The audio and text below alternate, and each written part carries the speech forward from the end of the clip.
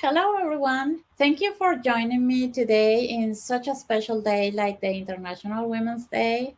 I'm very happy to be here to talk about ethics of AI and what can we learn from Asimov three laws of robotics. So first I want to tell you a little bit about me. I'm Patio Callahan. I am from Venezuela and I live in the very beautiful Scotland. I consider myself a new Scot. My background education is computer science in the field of artificial intelligence. And I have around 20 years of experience working in the tech industry. Currently, I'm part of the software engineering team at Charles River Laboratories. I'm also a volunteer in Code Club Scotland, which is part of the Raspberry Pi Foundation, and I help a code club at my local school where kids from 12 to 14 years old learn how to code. And I'm really passionate about this program, especially getting more girls interested in joining us in this industry. They are very much needed. I'm a mentor in Career Ready UK, where we help kids that are about to finish secondary school and we guide them into the world of work and we give them career advice and we offer them the opportunity to join our companies as an intern during summer. I'm also a lead of the Google Developer Group in Glasgow. And of course, you can connect with me on Twitter, on LinkedIn, on my personal website. So let's begin. All right, so robots. This is my absolutely favorite topic to talk about. Um, so, robots are in pop culture and in science fiction. We have seen very cute robots, and some of them are nice and they are fun. They can be really helpful and thoughtful. They are reliable. They are really very loyal, and they are usually around to help us improve our quality of life and to get us out of trouble.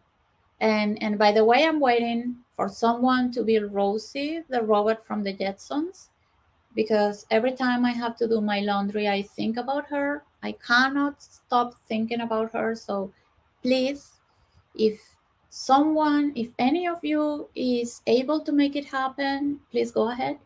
I'm sure a bunch of us are willing to pay any price for such a robot. All right. So, on the other hand, we also have a bunch of really evil robots and AI agents.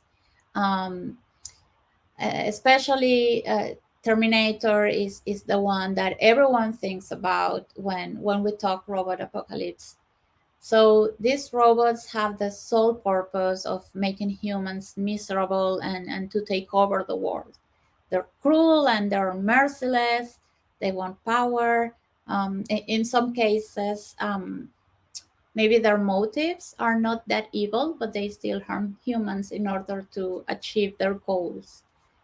So this is a recurrent theme in science fiction.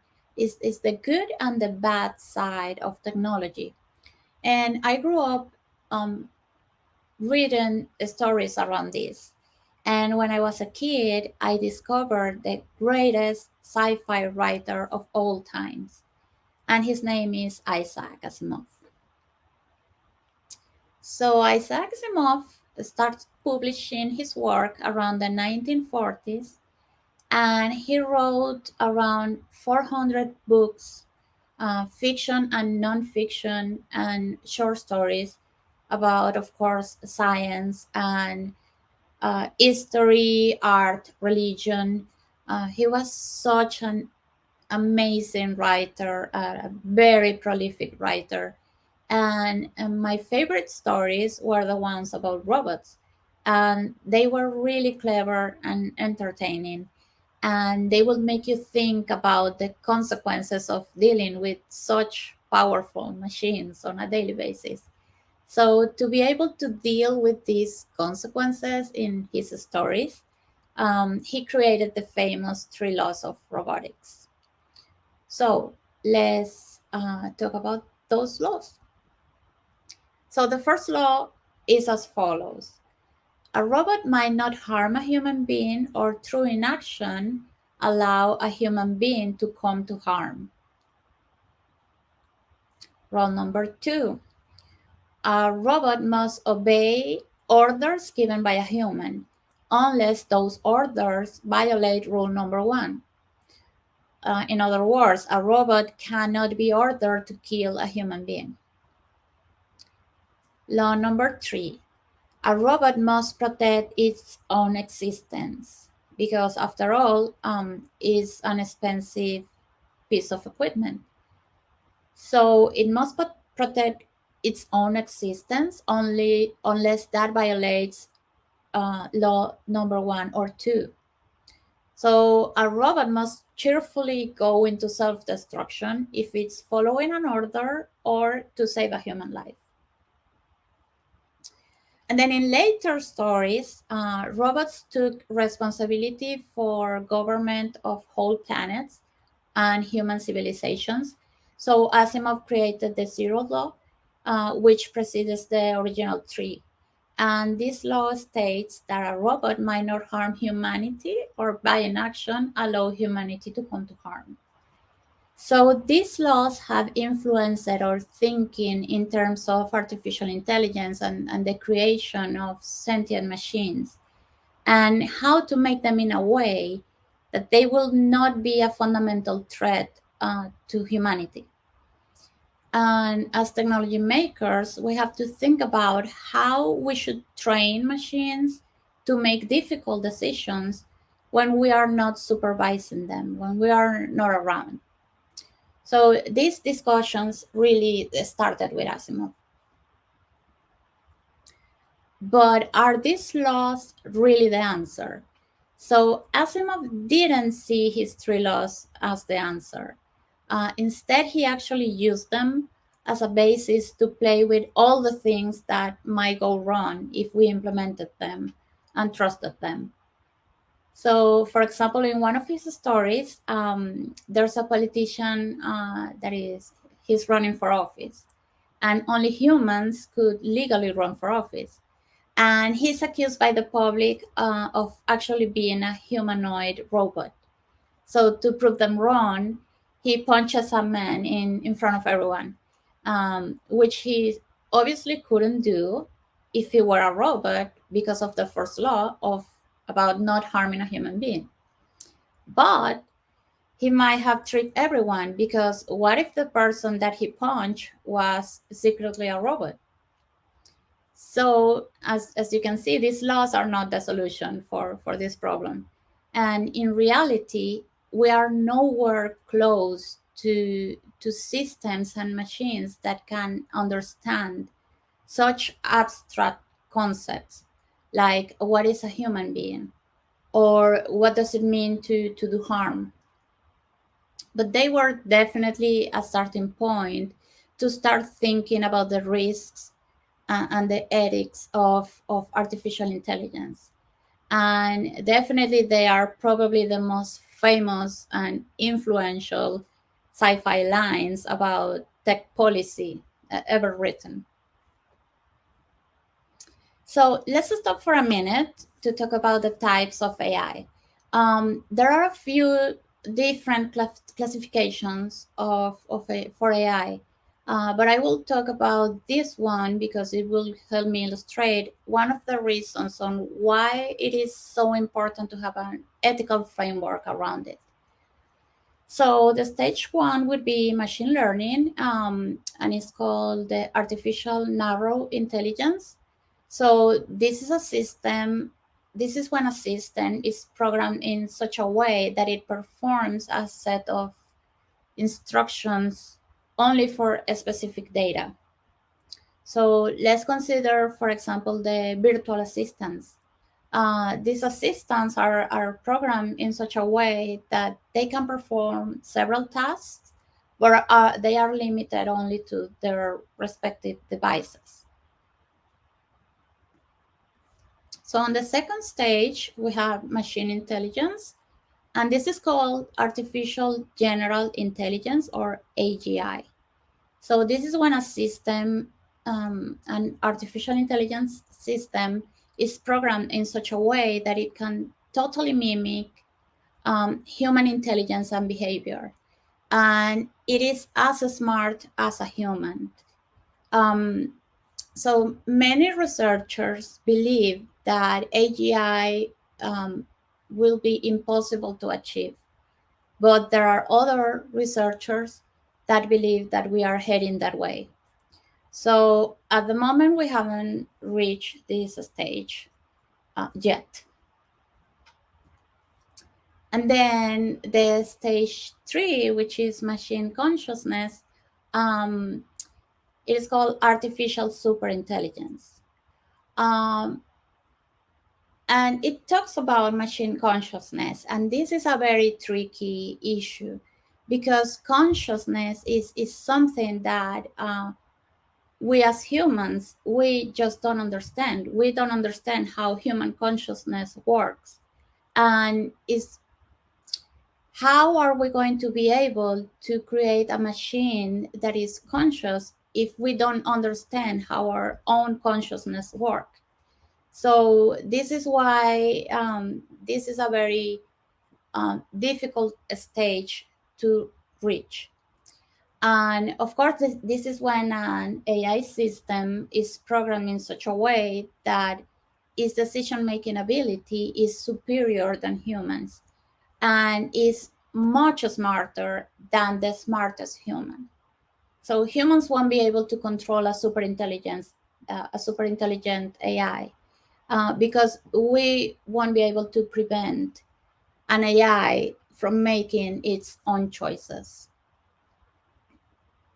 So let's think about what might happen if at some point we actually reach stage number 3.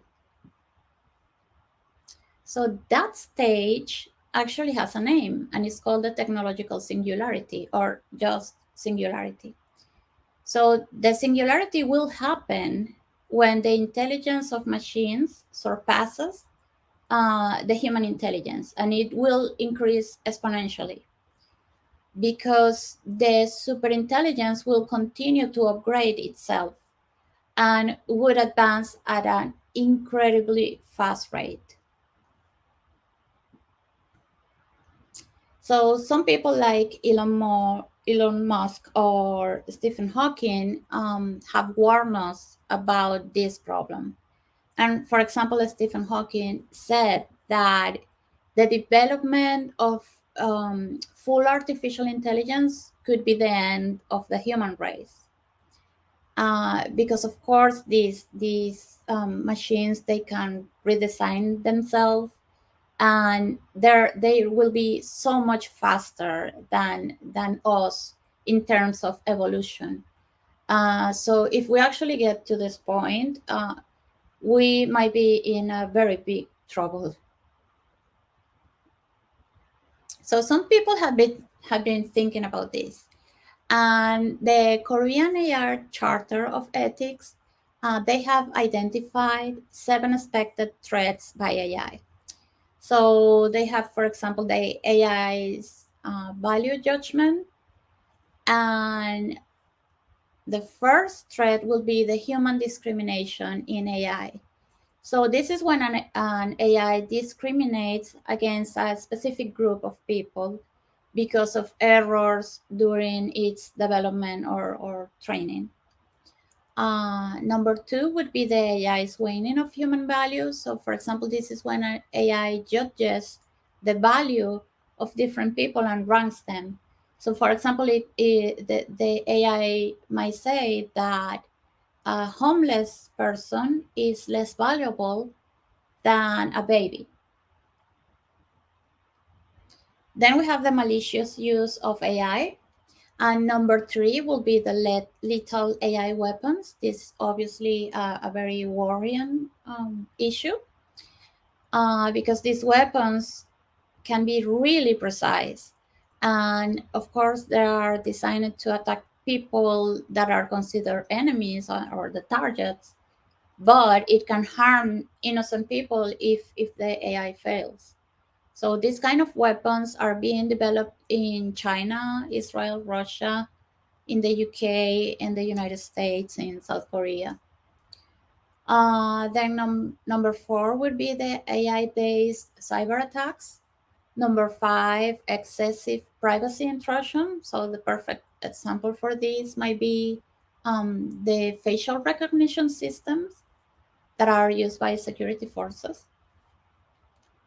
Then we have the human alienation, and number six would be the usurpation of human occupations. So this is like the most popular example where people think about the dangers of AI. It's like the robots are going to come and they are going to take away our jobs. So for some people might think that that is actually a very good idea, and some people might say that that is not good.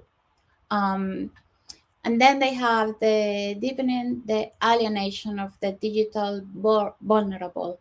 So this is when it's possible that people who have limited access to digital services, like for example the elderly, can be marginalized.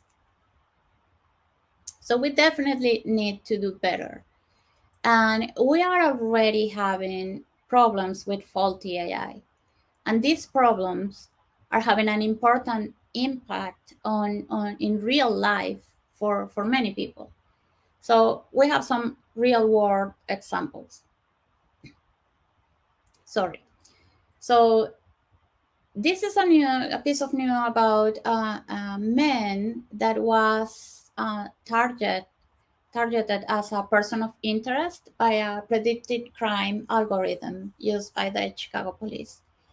And he said that since then he's been shot twice and that he's under a heavy police surveillance. So we have to stop here and think, what if the algorithm is wrong? So what will be the implications of using this kind of algorithms that can have such an impact in the life of a person? Then we have this was a scandal, and this is about a machine learning recruiting tool that Amazon was using to recruit people, but the training data was almost all the data was from men, and obviously the system was biased against women. This was also another scandal here in the UK. So the NHS, which is the National Health System, um, shared more than 1 million patients' health records with DeepMind, which is a Google-based, Google-owned AI company, and they were developing a health system, and an NHS trust shared this huge amount of personal health records with DeepMind. And the problem was that nobody asked the patients if they were if they actually agreed to share their personal health information. That this was a huge scandal, and obviously is a violation of privacy rights. And then we have this very horrible example of AI going very wrong. And Facebook had a system, an automated system that tagged people on videos and pictures. And obviously the data set was very wrong, and the training of the AI system was very wrong, and it started tagging Black men as primates. So, okay, what are ethics of AI? So, as we just saw on the previous examples, AI is being used as part of decision-making processes with potentially significant consequences for individuals or organizations or society as a whole. So, we have to make sure that the risks and the benefits are distributed in a fair way that doesn't affect or benefit particular sectors of society. So the aim of AI ethics is not only to avoid the negative impacts of a certain technology, but also to maximize its benefits. Um, and it is not about what we can't do, it's about what we should do and what we shouldn't do. And these questions about what we should do and what we shouldn't do are tricky because people will have different answers depending on their context, depending on their backgrounds and experiences.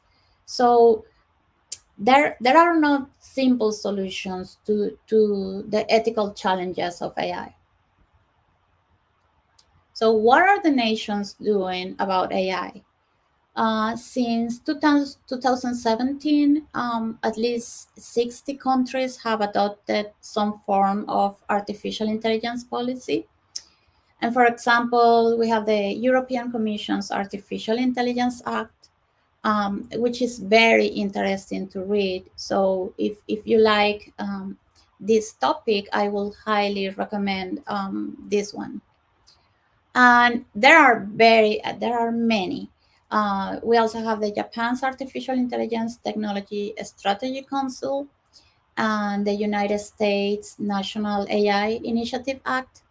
And we really need international cooperation around this because, of course, AI systems might be hosted in the cloud and they can be accessed remotely from anywhere with an internet connection. So, this is something that impacts all of us. And we really need to work together and closely to regulate and to create ethical and legal frameworks that can be useful for all. So many organizations and governments have proposed a different range of AI ethics frameworks. So let's have a look at the Japanese Society for Artificial Intelligence ethical guidelines. And they describe the following. So, contribution to humanity. We must ensure that the use of AI contributes to the peace and safety and welfare and public interest of humanity. It must protect basic human rights and respect cultural diversity. It should respect laws and regulations. It must not bring harm to others through violation of information or properties belonging to others.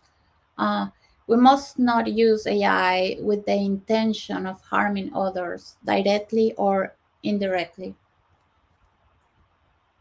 Of course, it should respect the privacy of others.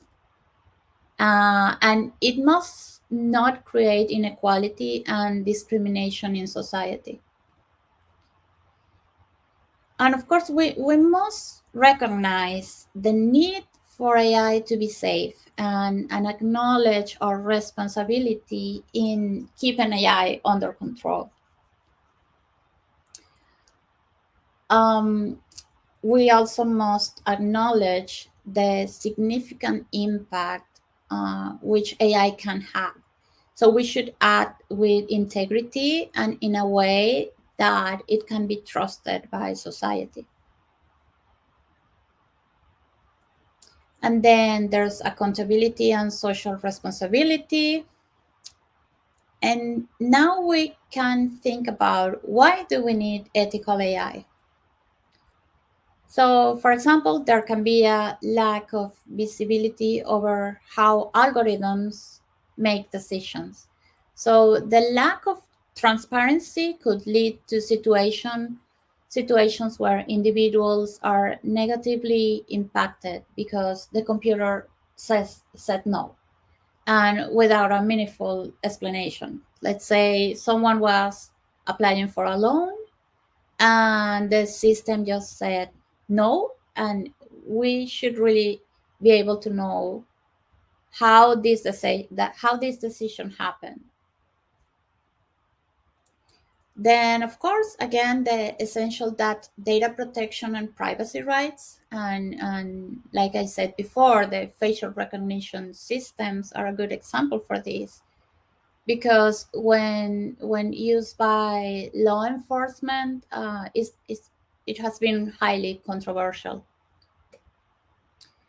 And then there's the bias. So these systems can, in principle, be designed to be free of biases, but they are only going to be as good as the humans who design the systems and the humans who train them. Okay, so let's talk about how do we make ethical decisions. And self-driving cars are a good example for this.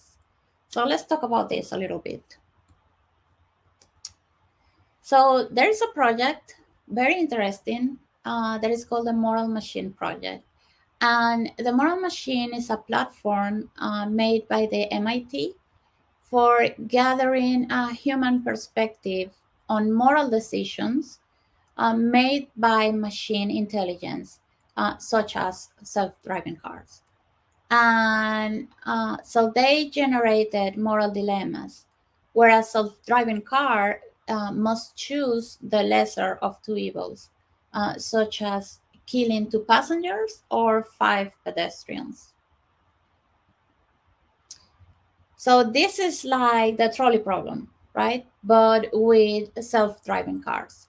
So I took two examples from the moral machine and I ran a poll between friends and colleagues where they had to choose between two options and answer why they made that choice. And the answers were anonymous.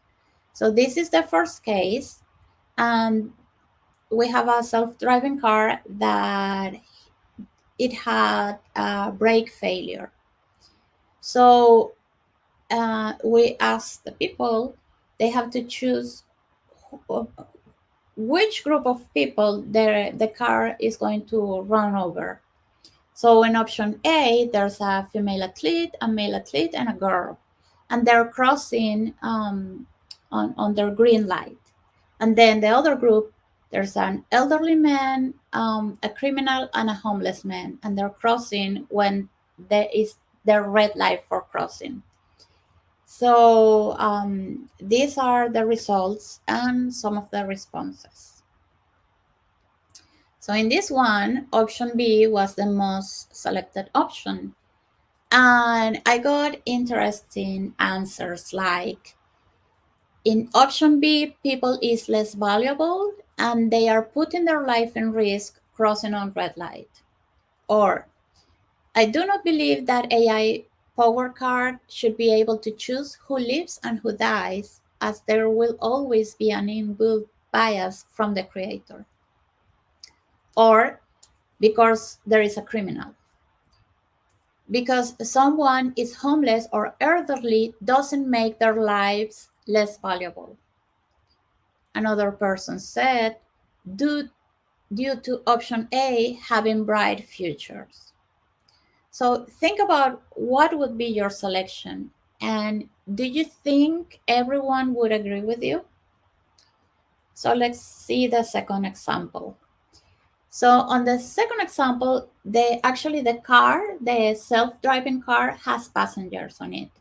And there are two options. Again, it has a brake failure and it can run over a group of people or it can just crash into a concrete barrier. So in this case, the car is a self-driving car, but it has a group of people and a baby that might not die during the crash. All right, so these are the responses.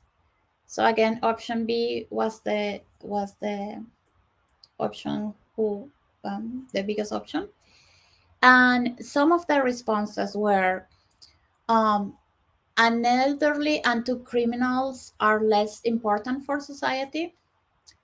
Another person said, I don't like the idea of changing lanes. Another person said, all innocent, but B means passengers don't live with guilt. that was interesting. Um, the car must avoid hitting pedestrians. The people in the car are the ones taking the risk or the decision to put their trust and family's welfare in the self-driving car. And this one is my favorite one. It says, the car thinks it deserves to be destroyed for its mistake. So this person said that the car actually felt guilty. So that was really, really interesting. So as you can see, several people can have different opinions on how the car should act. So how do we know who's right and who's wrong? And let's think about what happens when engineers get together to design the decision-making algorithm for the self-driving cars. When following the current laws of traffic is not enough to avoid a scenario like the ones that we just saw. And when this group of engineers, they can have different opinions, just like the people who answer these polls. So some people might think that maybe the solution is to not have self-driving cars at all. But what if they are actually way safer than cars driven by humans? And what if they help to significantly reduce the amount of millions of deaths per year in traffic accidents where most of them are caused by human error? So that is definitely something to think about. So remember, AI ethics is not about what we can't do, but what we should do and what we shouldn't do. So think about this the next time you're working on a project, and you might think it's a small one.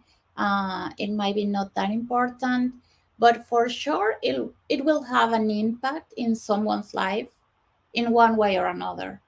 And if you're working with AI technologies and if you're working with machine learning, think about all the possible consequences and outcomes of your work.